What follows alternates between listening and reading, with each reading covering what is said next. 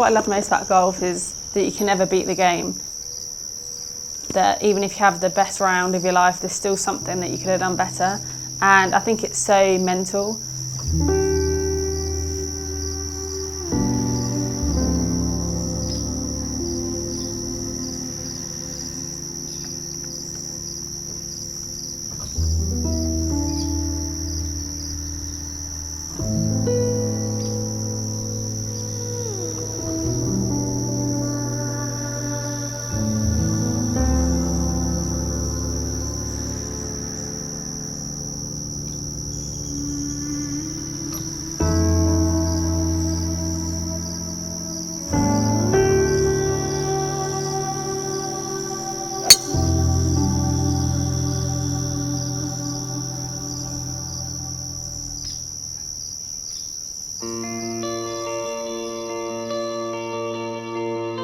When you're out there, it's just you're on your own. You've got no teammates to help you. You can't hide behind another teammate like you can in football or something. And I think it's just a great game to get confidence and to really know yourself as a player and a person. You know, I'm obsessed with golf. I think about it all the time, possibly too much.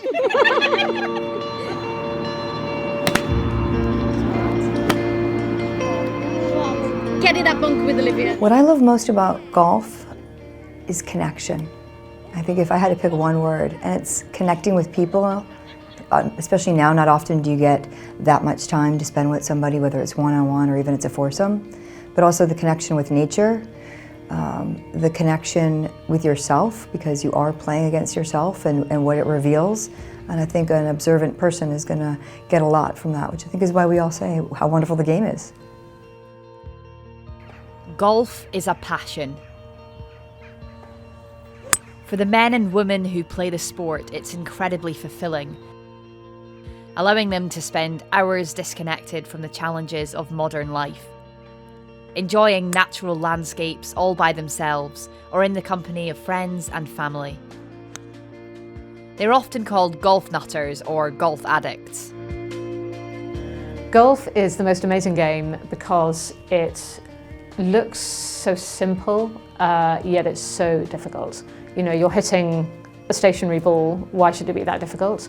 But it's one of the toughest games you could ever play. There are so many outside factors, so many elements, and the biggest one, of course, the grey matter between your ears, which is just so very important. It's just fascinating because you never master it. Well, I think you can't just say what's great about women's golf. You can say what's great about the sport overall. It brings so many different benefits. It teaches you life skills. It's very healthy in every aspect, providing you're not on a cart, you're actually walking. This anecdotal evidence from golfers has been validated by the Golf and Health Project, a report published by the sport's governing body, the R&A. They found out that golfers live 5 years longer than the general population and that they are healthier and happier. However, the number of people playing golf still remains relatively low, particularly amongst women.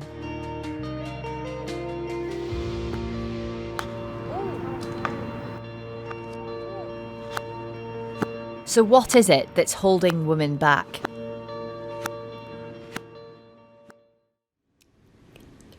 So the way that things are now in golf, and people asking whether we need to put up with it, or how it is nowadays, and wow, isn't that bad, or whatever.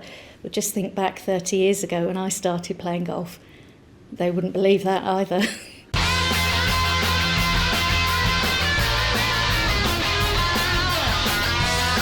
You know, playing in a junior competition and walking off the course and having my card ripped up because I should be playing in a ladies' competition, and, you know, not being able to go off until 12 o'clock because no women were allowed on the course until then. It's changing, and yeah, we're getting there. But yes, in 30 years' time, they will look back and think, my goodness, look what they had to put up with. There was a rule at a golf club I was at where juniors weren't allowed to play on either a Saturday or a Sunday before a certain time unless your handicap was below, 12 or 10 or something like that, and then you could play. But if you were a girl, that rule didn't apply to you, you know, even if you were off scratch, you couldn't play at that time, which I think they changed the rule quite quickly once that kind of became apparent that that was an issue. But things like that, sometimes it takes there to be a specific case for a rule to change, and in reality those rules shouldn't exist in the first place. So I think some golf clubs, you know, they've got a long way to go, but at least the discussion started now, which is something. Golf has been played in this country for over 500 years. The first official reference of women golfing doesn't appear until the 24th of April 1738, when the Caledonian Mercury newspaper reports 2 viragos taking to the course with their husbands. The match drew quite a crowd, and there was gambling on the game, which was won by Charming Sally. The next account of women playing golf comes from Reverend Carlyle, who observed that golf was one of the recreational activities enjoyed by the fishwives of Musselburgh. Their physical strength resulting from their day jobs was cited as the main reason for their success, but that success was acknowledged by the Musselburgh Golf Club, who sponsored their New Year's Day competition in 1811, with prizes of a krill basket and Barcelona silk scarves. Golf for women really took off in the late 19th century when the Ladies' Golf Club of St Andrews was established. Old Tom Morris laid out a 9-hole course, now commonly known as the Himalayas, and women members took part in putting competitions. Swinging a club was regarded as unwomanly, so whilst women's courses began being laid out all over the country, women remained somewhat unwelcome well into the 20th century. My name is Rena Stott and I'm 78 years old. I first started playing golf around about 1946 perhaps. Yes, when I was about 5 or 6 years old, yeah.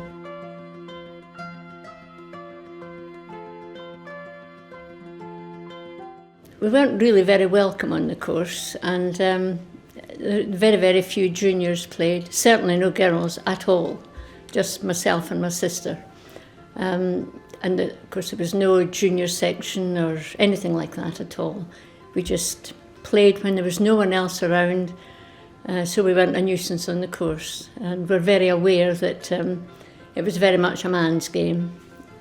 I worked 9 till 6 sort of thing. So in the winter time, the only time at all that I could play was at weekends, where we were graciously given freedom of the tee after 3 o'clock. Of course, it's dark at 4. Yes, there have been massive changes in my lifetime. When we started playing golf in the first internationals, you weren't allowed to, you played in skirts. And then we progressed from there to wearing slacks. But you would wear your skirt to arrive at the golf club, change into your slacks to play golf, change into your skirt to have your lunch, and then change again to go out in the afternoon. So this whole and the colours now and the dress for girls and for the men too has changed dramatically. How has ladies' golf changed? Not that much actually. I think we're still very much the underdogs. But I don't think any of us particularly bothered, because I feel that the ladies really like to play golf to enjoy themselves, to go out and be sociable. I think the younger players, the ones with potential, for them it's much better than it was for myself when I was young.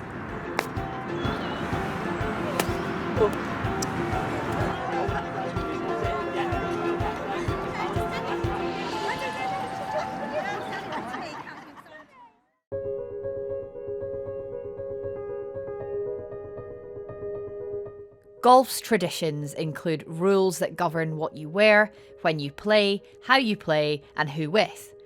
Often these rules date back hundreds of years, when men were the sole decision makers. They created a culture around the sport that reflected their interests, but that culture and those rules can still resonate just as strongly today.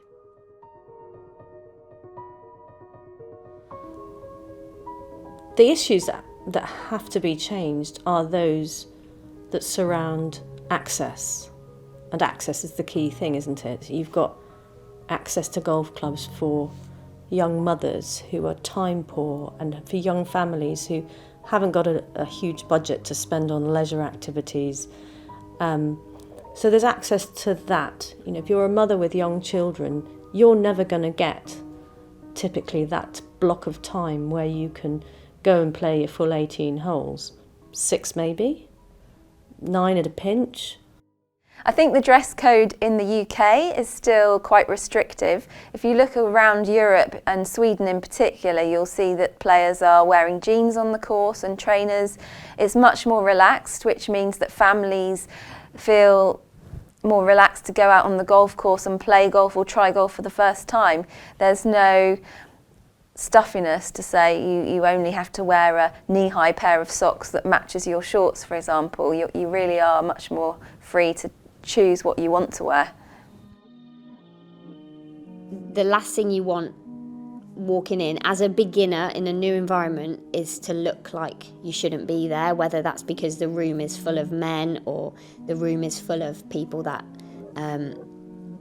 are from a higher social class bracket than you or older than you, because you know that's what we expect to see at golf. So I think walking into a golf club, if you look like you don't fit in, that's problematic, and that's going to make a female participant trying to take up the sport feel very uncomfortable straight away, feel like you shouldn't be there.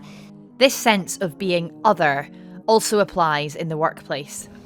I've had situations where I've gone to meetings and people have only introduced themselves to my husband. They've sort of looked at me and as if, do you want to get me tea or coffee?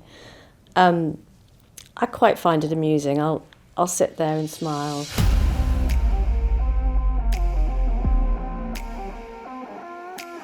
And take it on board, and then usually my husband, bless him, steps in and goes, oh, and by the way, Steph runs the company with me.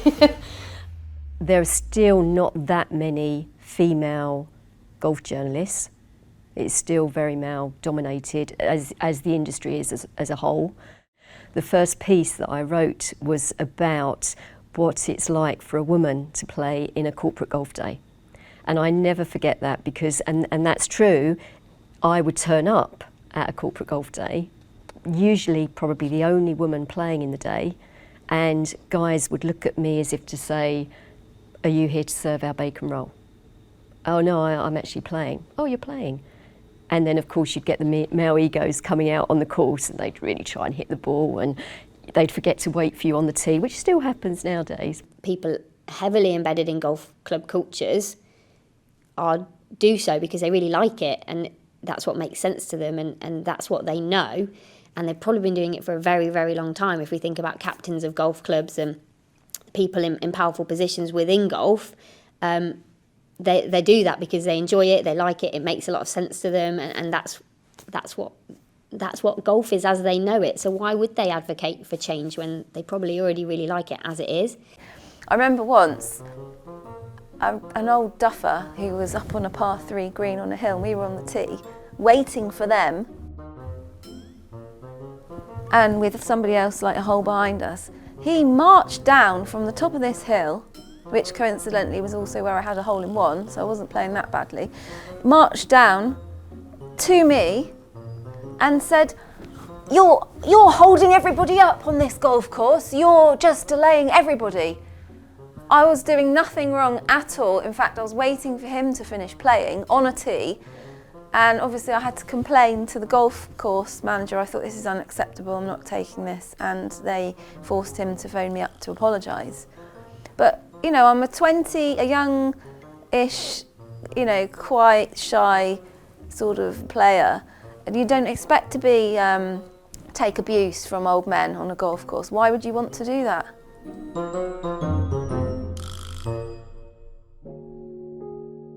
Golf was one of the first sports to offer men and women the chance to play professionally, with the Women's European Tour launching just 6 years after its male equivalent.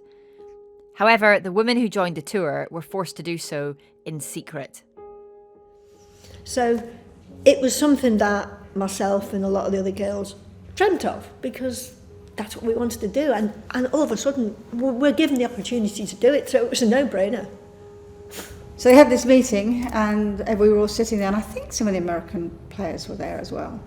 And they basically, Vivian was saying, we have a sponsor, but the sponsor won't reveal themselves because it's a name, somebody that the people would be a well-known name in this country.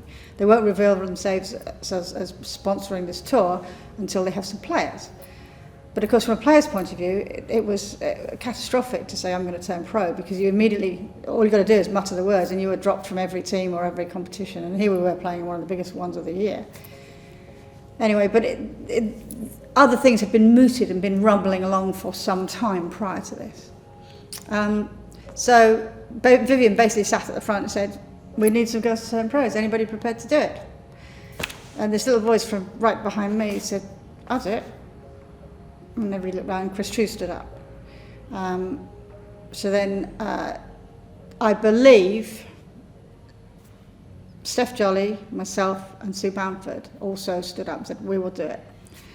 We would have got in the car and chanted our way from Sunny Girls Camberley in this little car down the road, thinking, what have we done? And then we're thinking, we've done all right. We're going to do it. Let's do it. Okay, whatever it is. Bruce can be our manager because he said he would. So we'll have Bruce. Thanks very much, Bruce Strother and co. Off we went, and I think very soon we were actually quite happy about it, because we said, let the selectors do what they want. Don't worry about that. We want to do this. And to be fair, we wanted to be golf, and whatever we took, we were going to do it. And it was a career, not just playing. We just wanted to be around golf. I turned pro when I was 21, and that was 1985. I'd done okay in amateur golf, but I just wanted to earn my living in sport. And at the time, you're either going to play tennis probably or golf if you wanted to be a woman in a professional sport. There was no football, rugby, any of those great chances the girls have got now.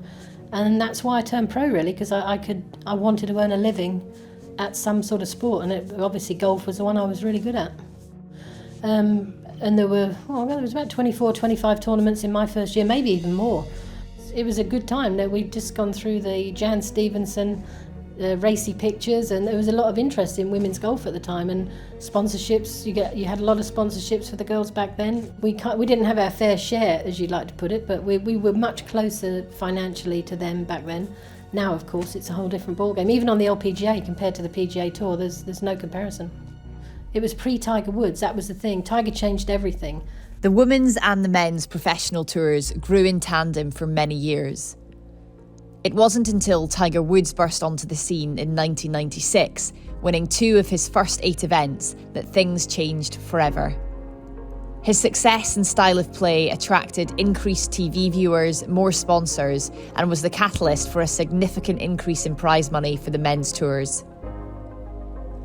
From 1997 to 2008, the total prize money rose from $101 million to $292 million.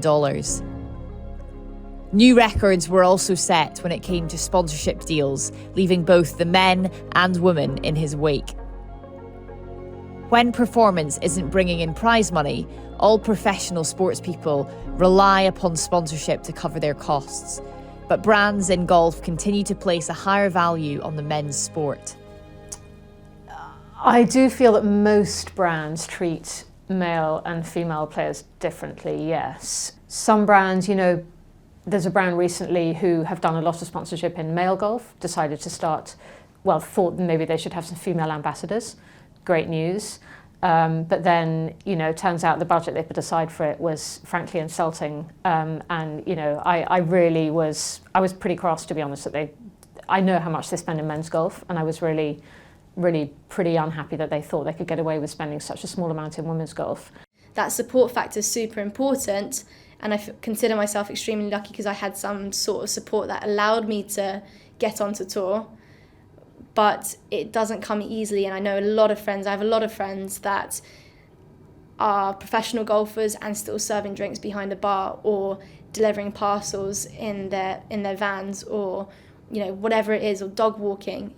but they're meant to be professional athletes. And so it turns into this vicious cycle, because you should be practicing to become a better golfer, to produce better results and elevate the tour itself. That's the way it should go.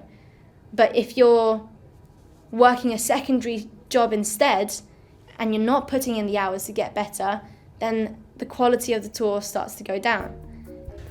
Yeah, financially it's an interesting one with the ladies tour and sort of the way I've developed, because my first year on tour I played mainly the Access Tour, which as a feeder tour isn't going to be financially viable for most people. But I obviously, did pretty well that year and won the Order of Merit, but it would have been touch and go whether I actually made a profit, because out there, unless you come in the top 3 probably for the week, you're not going to cover your expenses. The ladies tour was struggling for a couple of years, so financially you've still got to play very, very well to make it worth it, and I haven't picked my wins very well so far, because out in Australia you get taxed almost half of what you earn. So on paper it might look like quite a nice amount, and once it actually comes into your bank account you're like, oh, okay, well, what can I actually plan for next? In terms, the financial side of golf is the same whether you're an amateur or a professional, because you still have to pay your entry fee, your practice rounds. If you're a professional, maybe a caddy, so everything's times 2 to an extent. And so if you were to work out a rough formula, a tournament in the UK for me roughly would cost me about £500. A tournament in Europe would be about £1,500, and then an international event would be £2,500. And this is all in pounds. And so depending on how many events you play in a year, if you have a full schedule, you might be playing, if you're lucky, 25 events. If you have a caddy, you've got to pay for their expenses too. And your food, your car hire, like I said, your entry fee, and accommodation, everything else that comes with it, it does really start to build up. And so the issue with the financial things in the world of golf is that when you're competing on Friday, it's cut day. If you don't make the cut and you're not working on the weekend, on the moving day, you don't earn a penny. So now you spent all of this expenditure to come back at a net loss.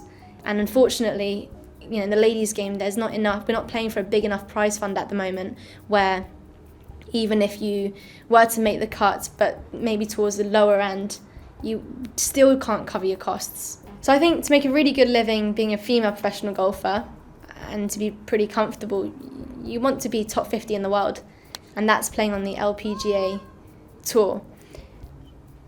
Financially, when we make the cut and you get a paycheck, dependent on where you play, every country has its own form of tax as well.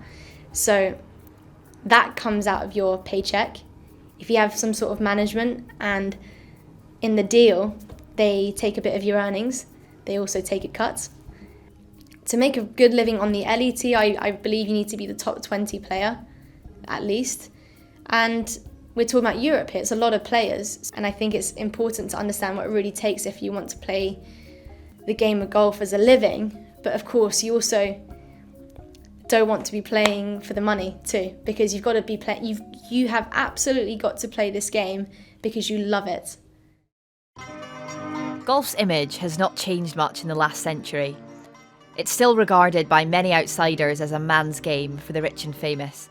The publicity the sport gets reinforces both of these ideas and allows some golf clubs to sustain what some would consider to be archaic traditions. What a woman faces coming into a golf course could be vastly different depending on which facility they go to. There are numerous hundreds of golf courses, golf facilities that are set up in a very modern thinking way, and they probably would not see any kind of gender inequality in the environment that they go into.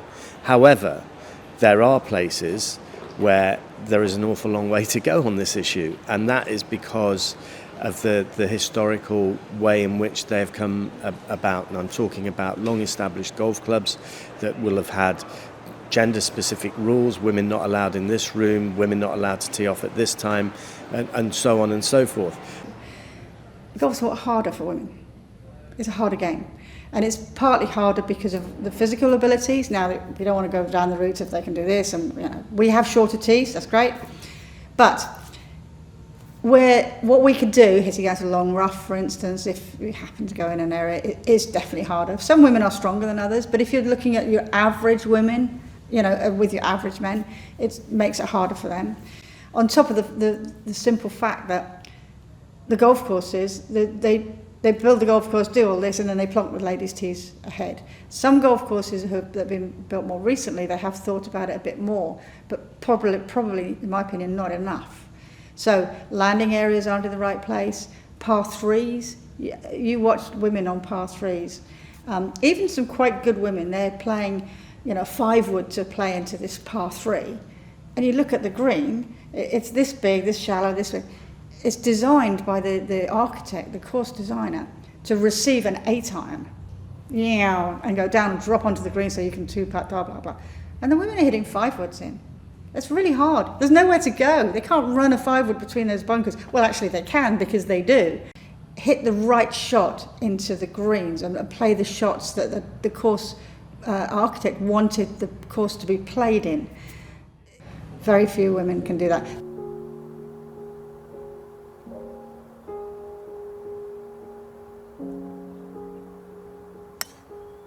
Swing, Maggie. Go!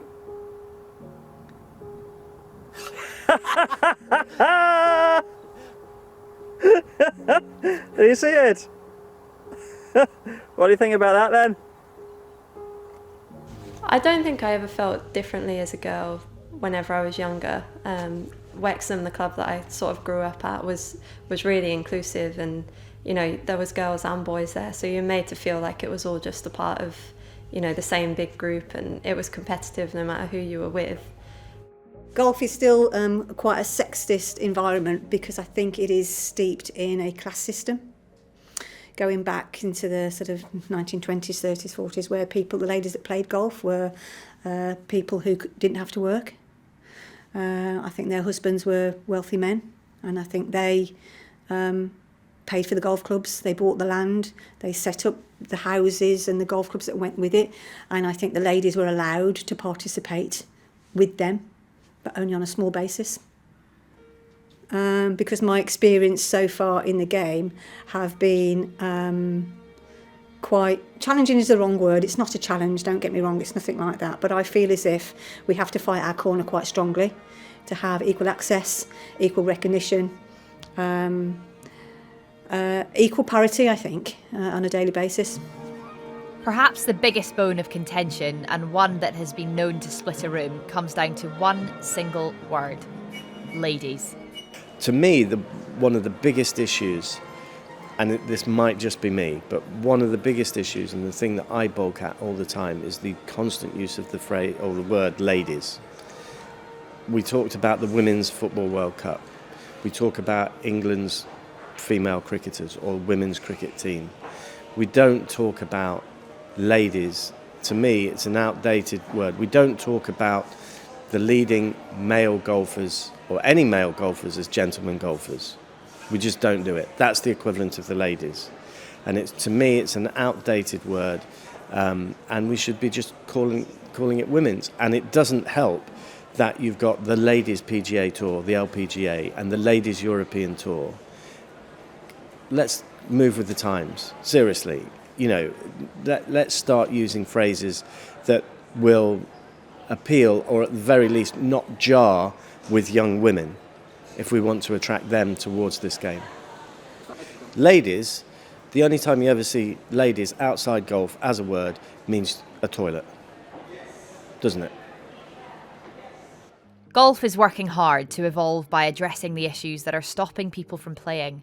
New formats, shorter courses, and mixed events are just part of the cultural changes that the sport is promoting to make golf more attractive to women. Clubs need women members because golf clubs in this country and all over the world are struggling a little bit, so their main aim should be to get more women into the game. And I think one of the great things golf's trying to do now is the 9-hole, the great thing of the 9 holes of golf, because it's halving the time, and that I think will help a lot of, especially women with kids and jobs to balance. If they've only got to give up 2 hours of their day it's a lot easier than giving up 4 or 5 hours to play in 18 holes. So I think 9 hole, the USGA I know and the RNA are trying to push that quite a lot. You know, if a golf club decides to do 3 sixes in a cloverleaf design of a golf course with a crest facility and the ability to go out and play while your son or daughter is having lessons or playing in the creche, you can do that. You cannot make other golf clubs follow, but what will happen if it's the right offering and you have support for it, your golf club will be a magnet for people to come. If you build it, they will come. And then the other clubs around that may or may not do the same thing will probably sit there and go, hang on a second, we're missing a trick here. That's how I think you end up leading, this recognition of what you're doing. But you have to be brave. I think you have to be brave to be that person who dares to strike out and put your head above the parapet, expect to slap. But you have to be brave. Gender segregation is something that is accepted by both men and women players, but there are clubs enjoying a revival by breaking with tradition and eliminating it altogether. Never been a member in a club, anything like this. It's just amazing.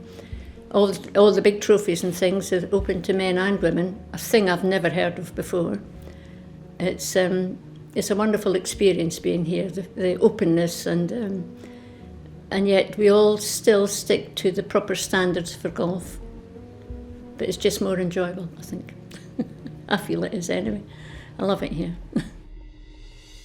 I think any time that women are put forward into senior positions, not just in golf, it just helps all the women of the world to try and to get on and move up, because why not? I mean, we're not. I don't know what the world population is, but I imagine it's pretty close to 50-50. So why shouldn't women hold the top spots and be captains of great golf clubs around the country and around the world? It just seems normal to me. It shouldn't be a big deal, but unfortunately, it still is a bit of a big deal. There are some people who have already answered the questions around how to recruit and retain women. They have careful designed businesses and pathways that cater specifically for the needs of new and existing female players. One great example of this strategic approach is Women's Golf Day, an annual event celebrating women and girls playing golf. So originally what had happened is I'd been to a number of other sports conferences and saw that other major leagues were looking at women as economic influencers and consumers, and I felt that the golf industry was not doing that. And whether that's buying things for significant others, we're the only industry that I know of, and I've done some research, that has a negative connotation, a golf widow. I mean, we have soccer moms, and they're not playing soccer. They're just driving the kids to the soccer field. So, you know, there within lies a lot of information just in that. But I looked at a number of studies. I love reading this. I've been, you know, on the business side for years. And it said that women were very eager to try golf, but very quick to leave. They didn't feel comfortable. It was intimidating. It was too long. They didn't know how to go about it. It seemed very complicated, and that it was expensive. And as we know in the industry, some of these were not true, but some of them were true.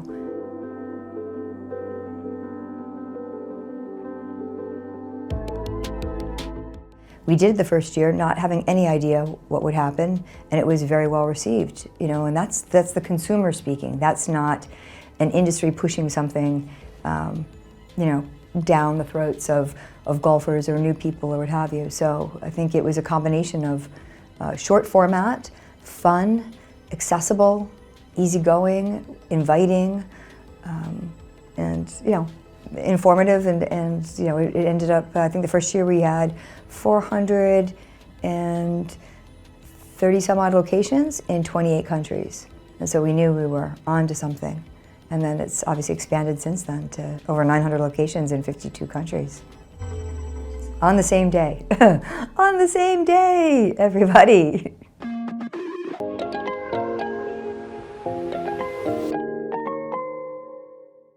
So what we found is there's so many people out there that want to play golf, but the perception of what golf is that it's an expensive sport for old people who wear rubbish clothes.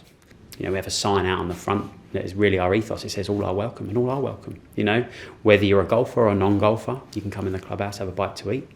And we've really sort of pushed the community aspect from the fact that, okay, I'm a bit self-conscious that I've never played before. I don't have the right equipment. I don't know what to wear. So we provide that for them. We give them clubs. They can wear whatever they want. We found that over 3 years now, we've had just under 100 members join. Not all female, but 100 members join that never played golf 3 years ago.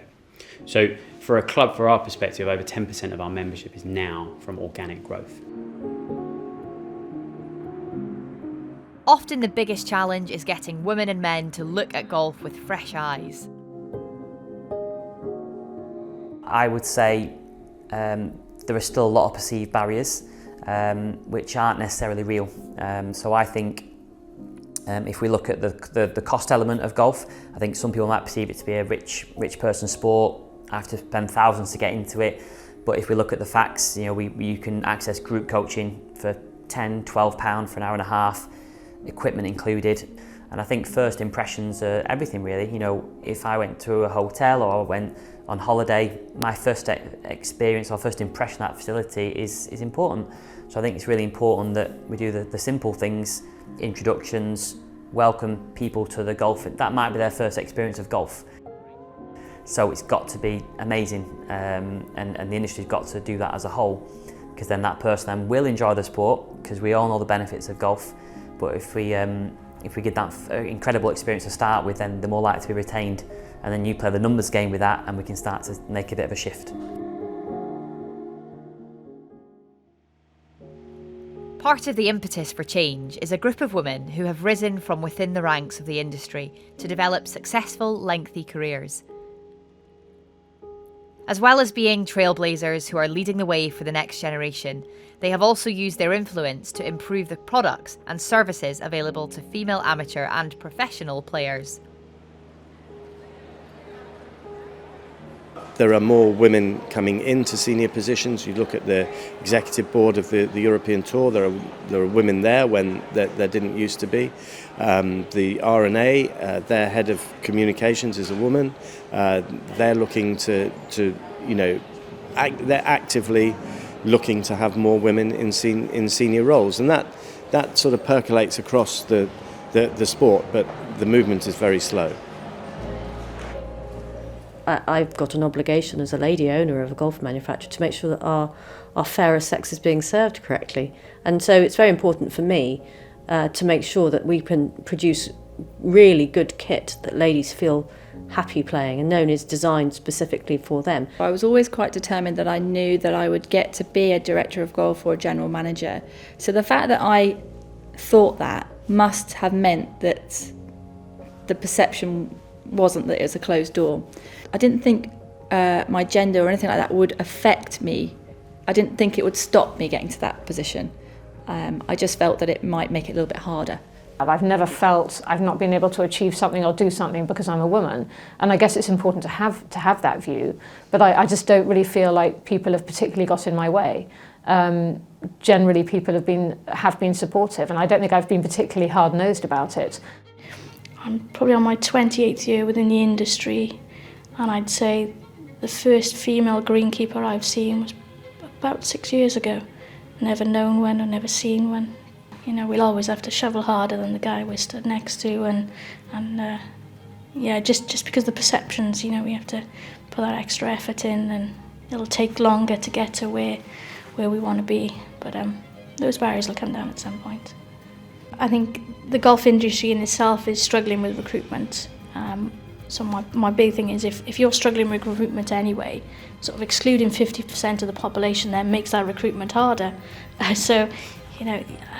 the female greenkeepers I do know, they're great at their job, like so much passion, probably like you said, they got that work ethic, they prove themselves more, their attention to detail. I'm not saying that the men haven't got that, but they've had to work harder to get where they are. So we always try and take a proportion of the project money or the winter project money to do with the ladies as well as the men's tees. So it's huge. The ladies sections love it that we do that work. I don't personally see myself as a role model, but when you have a position of privilege, and I think owning a golf company for all its work and the investment we put in is a privilege, because it's a great sport and there are some fantastic people that we work around. I think it is important to send a message that yes, you can do this if you're a woman. This domain does not have to be exclusive to men only. At the end of the day, there are more men that work in the golf club industry. Therefore, when a high-profile job comes up, there are more likely to be men that apply for that job. To become the CEO of the R&A, you have to have a certain type of CV which has experience and knowledge and leadership skills. That takes time to form. I don't think that the industry is discriminating against women getting these jobs. I think it is just a case of there's not as many of us applying for it because we haven't had the experience, because we haven't had the time to be in the industry maybe as long as some of the men have.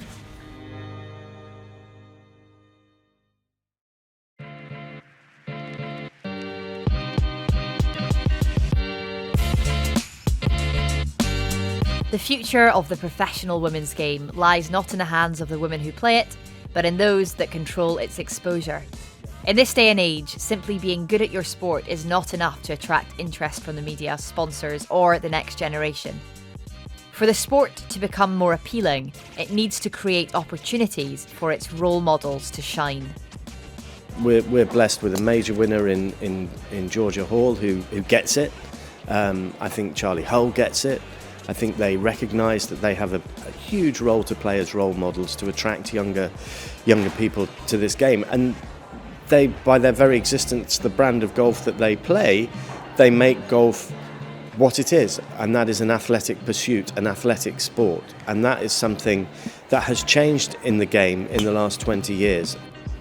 I think role models are very important. I don't think I would have been here today without a few that I looked up to. But I think it's very important to have someone that you strive to be like and that makes you go out every day and want to practice and want to win tournaments. The Rico Women's British Open was a great week for me, obviously. I had so many support and fans come out and watch, and especially on the weekend. I remember being in the last group and the amount of people watching was the most I've ever seen in my career. I got quite a lot of young girls when I finished. They were all kind of queuing, waiting to get my picture, and that was quite funny. But I got a lot of young girls message me on social media saying that I've taken up the sport now because I watched you win, and I think that was very nice and special to hear. So hopefully I can be an inspiration to the younger generation. When Georgia Hall won the Women's British Open, you didn't have to look far to see the likes of Justin Rose and some of the top male players congratulating her on social media. And wherever you went, whether it be in a golf club or even a restaurant or just in the street, you'd have men and women congratulating Georgia and just speaking and saying how thrilled they were to see what she'd done and what she'd achieved for women's golf in this country. Laura Davies, she's just a stand-up legend, end of. You know, she's what I call properly normal. She has no airs and graces. We tease her about being the dame. She is phenomenal at what she's done, and actually as a groundbreaker in women's golf. Again, this is my opinion. Tiger Woods has always been one of my heroes growing up because he quite simply changed the image of the sport. And so if we were to compare what would a female equivalent look like, yes, it would take a lot. It would take utter domination, which Annika Sorenstam has done. The only woman to shoot 59. And I was looking at her achievements the other day. I mean, it's like a 5-page essay. There is absolutely nothing that she has not achieved. My friends who don't play golf see Tiger Woods, they've never heard of Annika Sorenstam. So although us golfers know that she's an absolute legend and one of the greatest of all time, my friends that don't play golf have no idea who she is. However, everyone knows who Tiger Woods is. And I do believe that's because of the media.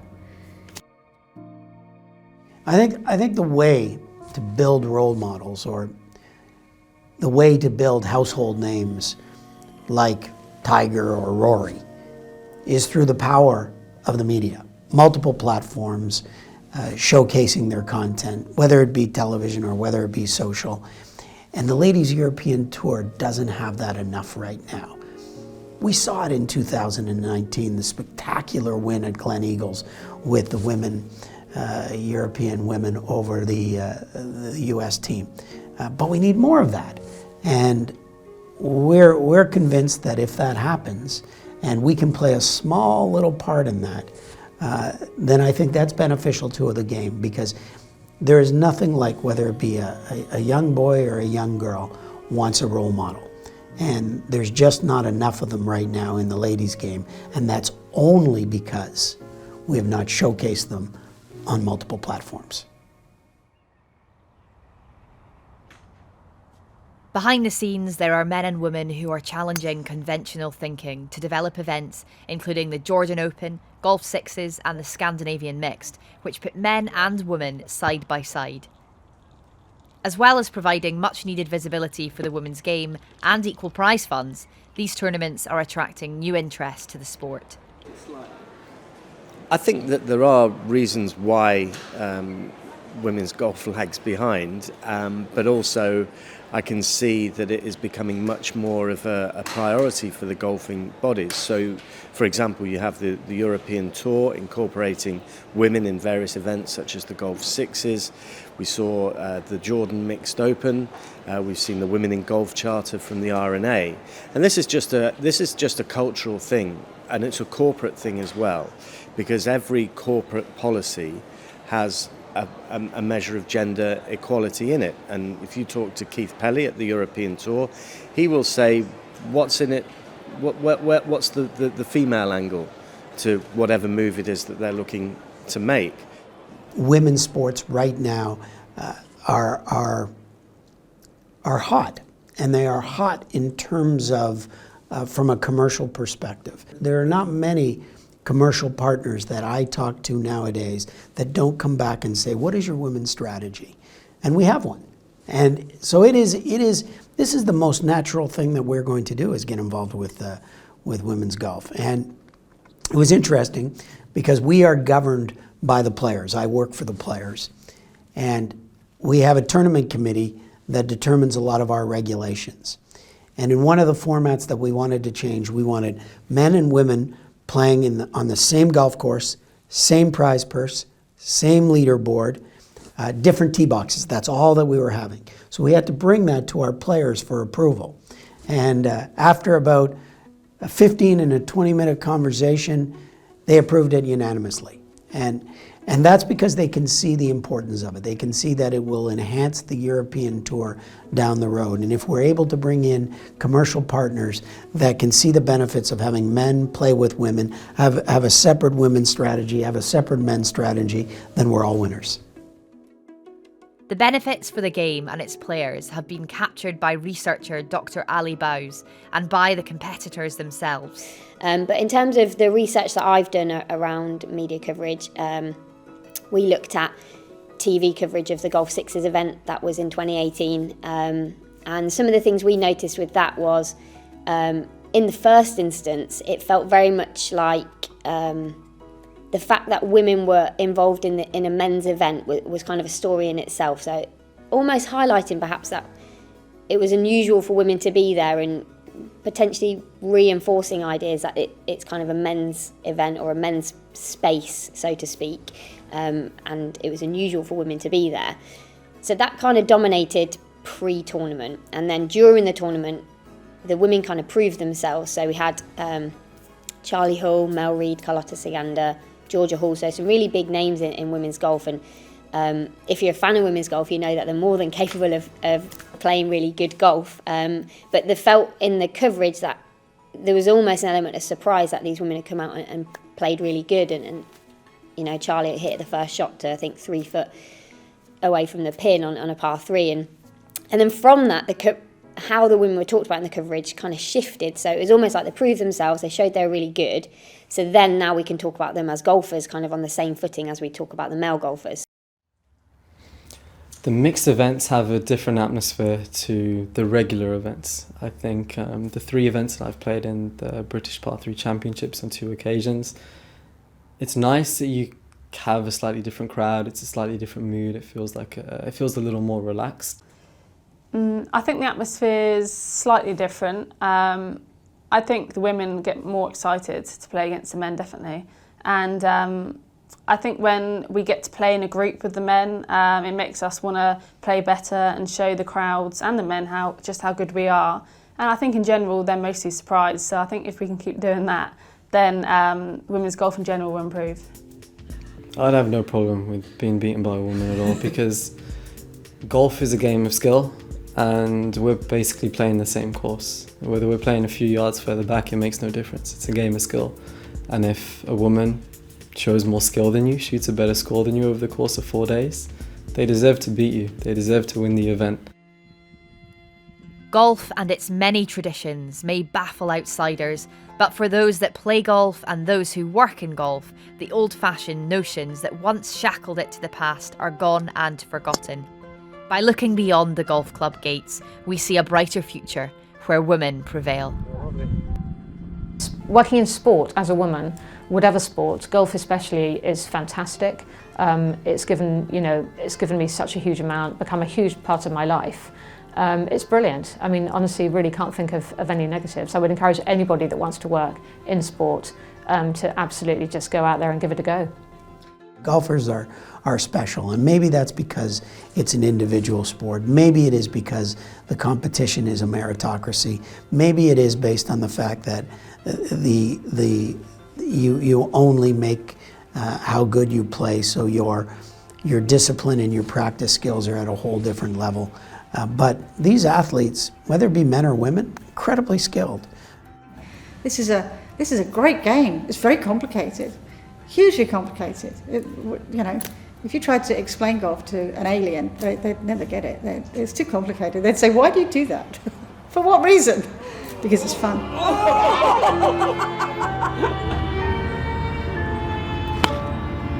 Got Louise.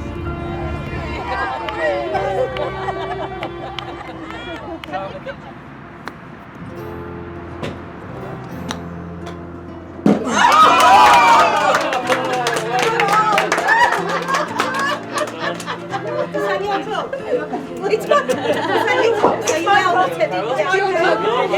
Yeah, you outed it. The drinks are all